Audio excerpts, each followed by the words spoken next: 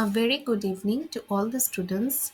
Myself, Dr. Rajeshri Dua, Assistant Professor, Department of Electrical and Electronics Engineering, Shami Vivekananda Institute of Science and Technology. Today I am going to present a lecture on the topic of renewable and non-conventional energy. This is an elective subject with subject code P501C. This is for the fifth semester students of Triple department. And the first unit of this renewable and non-conventional energy paper is the introduction to energy sources. These are the basic course objectives, that is to understand the different types of energy sources, to know about the renewable and non-renewable energy sources, to have an idea about energy consumption as a measure of the nation's development, strategy for meeting the future energy requirements, global and Indian energy scenarios, prospects of renewable energy sources, impact of the renewable energy sources on the environment, and Kyoto Protocol. So these are the subtopics that we are going to study under Unit 1, which is the Introduction to Energy Sources. So first of all, why this paper is so very much important? Because renewable energy is something which is gaining a lot of importance and will gain much more importance in the future, because these are the sources that we are trying to harness, because fossil fuels and traditional or conventional energy sources are getting depleted day by day. So what is energy? Energy is defined as the capacity of a substance to do work, and energy resources are the main sources of energy from which the energy can be extracted and utilized for mankind. And this is one important thing, that energy is the key input to the economic growth of a particular country. The production of electricity and its per capita consumption is regarded as an indication of the standard of living of the people in the nation.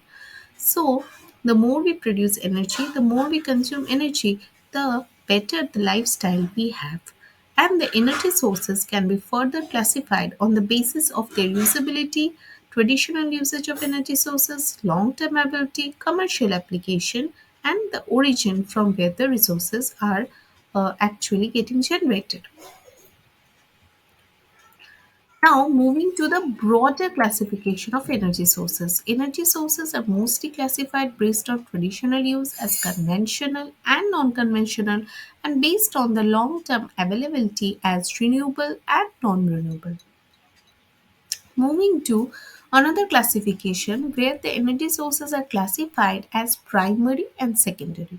Primary sources are those resources which are available in nature in the raw form.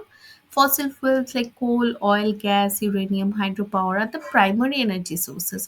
But these energy sources cannot be utilized in their original form, and they have to be located, extracted, processed, and converted into a suitable form before they can be used for the betterment of the mankind, or before they can be used by us. Therefore, we move on to the secondary resources. The secondary energy resources are obtained from the primary energy resources by processing, like electricity, steam, hot water, petrol, diesel. And another classification is based upon commercial and non commercial. Commercial energy sources are those which are essential for commercial activities like electricity, CNG, and non commercial energy sources are those which are not used for the commercial purposes. Moving on to the major bigger classification as conventional and non-conventional, renewable and non-renewable. Conventional means those things which are traditional and which has been used and is still now being used for many years, and these resources are widely present, but they are going to get depleted over the years, and therefore we are trying to get a alternate energy source in the form of non-conventional energy sources which are being considered to be used, tapped and harnessed on a large scale, and they are basically our future, because we need some substitute for the conventional energy sources. And from there, as the name suggests, we have renewable sources and non-renewable sources. So these non-conventional energy sources are renewable in nature, but the conventional energy sources are getting depleted and are getting replenished, and they are non-renewable in nature. Now, moving on to the Indian and the global energy resources, like how much the conventional energy sources are being utilized, how much the national usage is, how much the Indian usage is. So we can see from this pie chart, as we can see that the average percentage consumption of various primary energy sources in the world is shown here. As we can see, nuclear energy sources is accounted for 5%, gas is 21%, oil is 38%, coal is 28%, renewable is only 7%. So overall, throughout the world also, the tapping of renewable energy sources is still quite less in proportional to the conventional energy sources. Moving on to what we can see, that India's usage of fossil fuel actually constitutes to more than 90% of its total energy consumption. So the Indian scenario is depicted by this pie chart. So the Indian scenario also shows that this coal, the dependence on coal, the dependence on hydro, and the dependence of certain combustible and waste products is very high. And even oil is also having a lot of percentage, and the natural gas and conventional energy sources and renewable energy sources are having quite lesser percentage. So still we can see that from the global perspective or the Indian perspective, we are still having a high dependency on fossil fuel resources or conventional resources, which we need to change over the years because they are going to get depleted, as already discussed. Now, moving on to the percentage that we have seen, it is just depicted in the tabular format. And here also we can see that the percentage consumption of coal is very high, about 40% of dependency on coal is still there in the Indian perspective. Now, moving on to why we are trying to actually move to the renewable energy sources. So first of all, we will look into their advantages. The first advantage is renewability, means it's getting renewed by nature. So non-conventional sources of energy like solar, wind, hydro are renewable, meaning they can be replenished naturally and they will not run out. Non-conventional sources of energy such as solar, wind, or mini hydro or micro hydro are renewable, so they will not run out.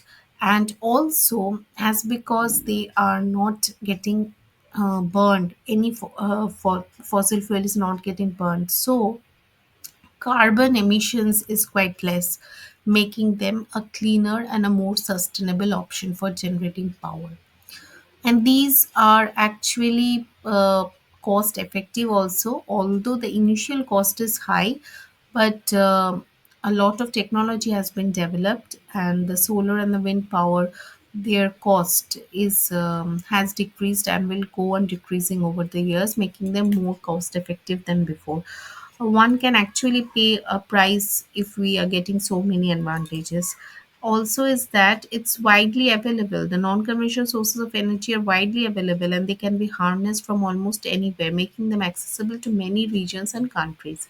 And also there's diversification, opportunity for diversification of energy sources, reducing their dependence on any one source, means a number of energy sources can be combined to form a hybrid model kind of a thing. So all these, from the environmental point of view, from the renewability point of view, these are the advantages of renewable energy sources. But does renewable energy sources have no limitations? Yes, they do have. So the disadvantages is primarily the dependency on weather, because whether it's solar, whether it's wind power, it is totally dependent upon weather. On cloudy days, we do not get solar energy. So the consistency and the reliability of the power decreases. Also, the high initial investment. The initial investment required to set up the non-conventional energy sources and their tapping systems is quite high, which may not be feasible for some individuals or organization. Also, insufficient